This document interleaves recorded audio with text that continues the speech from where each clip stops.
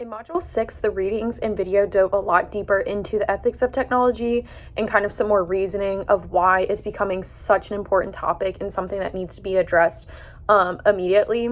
So in the video, does technology need to be ethical? The speaker is Anil Dash, which was the CEO of Fog Creek Software. And he basically talks about how trust in technology is eroding quickly and that more citizens are starting to feel like more and more wary of technology and how much access it's been given. And so we've kind of seen how technology is already reshaping society, and he really addresses how tech leaders are becoming these political figures, whether they realize it or not, or whether they choose to be. And so it's just kind of saying, like, what is the political impact of these social networks, and just saying how these tech leaders, like, that's a huge reason that ethics really need to be involved, because they have a huge say in the, like, kind of like political influence of our society and just societal matters and elections, which we've seen in many elections. And then he also said on the individual level that people need to be thinking about their role in society and how technology is kind of affecting that.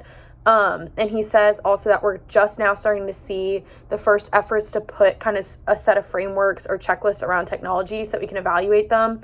But this is extremely important and something that needs to continue to expand. And then in the book, Technology versus Humanity, Chapter 9, it's called Taking the Happenstance Out of Happiness.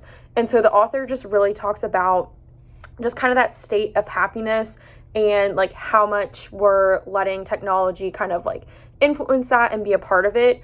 And so he found the definition of happiness to be good fortune or luck in life or in a particular affair, success, prosperity, whereas happenstance is a chance event or a coincidence. And so he's just kind of talking about how like happiness is a much longer pursuit, and that like throughout the book he argues for that maximum pursuit of happiness and that it should be like a primary purpose of technological progress, and just because of the way that it affects society. And he also says that there's like two different types of happiness. So the first one is hedonic happiness, which is a positive mental high point, usually temporary and often described as pleasure. And so it might be more of a momentary thing.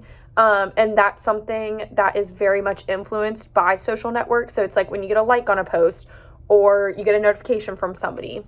Whereas the second type of happiness is known as eudaimonic happiness, and it's a deeper happiness and contentment that honestly technology and social networks really can't provide us and are actually kind of taking away from us. And so we're just like at this place in humanity that we've never been in before. And then he also talks about GNH, which is a term that just kind of applies to a much wider, more holistic ecosystemic approach when kind of looking at the state of a nation rather than just the economics or political environment. And so the four pillars of it are sustainable development, preservation and promotion of cultural values, conservation of the natural environment, and establishment of good governance. And so he just talks about how it's important to have that on top of always just looking at the efficiency and economic side of government and technology. And he thinks that we should apply that more holistic approach to technology, just like we are in some nations to the economy. And so he also says that measuring how much more efficient a business or a country could be because of digitization, automation may show like a very promising economic picture. But then if you look at how happy employees or citizens are after everything is automated, then it prevents a very different social perspective. So he's saying that we need to just look at it all as a whole and kind of weigh those pros and cons. And he said that we need to start defining flourishing as growing in a healthy way rather than just becoming more efficient. And he found that humans seem to be most happiest when they have pleasure, engagement, relationships, meaning, and accomplishments, which is things that technology can't always provide us in the way that we need it for that long-term happiness. And then he also talks about how machines are just never going to have that full sense of being. They won't have ethics. They won't have happiness, compassion. And so they can only simulate it so well. And also like happiness is something that cannot be acquired or purchased. And so you can't put that into an app or a robot or some other technology machine. And so two things that are important to consider is that we should just really put human happiness first, and that technology with potentially catastrophic consequences should be guided and supervised by those who have proven to possess practical wisdom. And then he also said how like technology can like create and manipulate pleasurable moments, and so that's a business that's going to grow, and that's something that we need to put some rules in place to prevent that. And then kind of like the main points of his argument in chapter 9 is one, that happiness cannot be automated. No matter how hard businesses try and technology leaders try, it's something that long term like can't be automated and can't be bought or sold or anything like that. And so he's basically saying that we need to embrace technology, kind of just like experience the pleasure of it, but not become technology, because this would make the experience of a real eudaimonia happiness impossible. And then he just kind of leaves readers with the question of, if something can be done, doesn't mean it should be done. And that's something that's been shown or like asked throughout the book. Then chapter 9 is called Digital Ethics, or chapter 10 is called Digital Ethics. And so he starts it off by saying technology has no ethics, but humanity depends on them. So if you kind of look at the exponential math, technology is increasing rapidly from like 2 to 4 to 28 to like, it just keeps on rapidly increasing. Whereas our ethics are still going on this linear, super slow, and they are way behind. And so we kind of need to adapt and find a new framework. No AI will ever be truly intelligent without some sort of ethical governance module, because without it, that artificial intelligence or technology is going to miss those ethical pieces that helps humans kind of connect the dots and like make decisions. And so he also said how like the role of a digital ethicist is going to become a huge kind of opportunity and job point in the economy soon.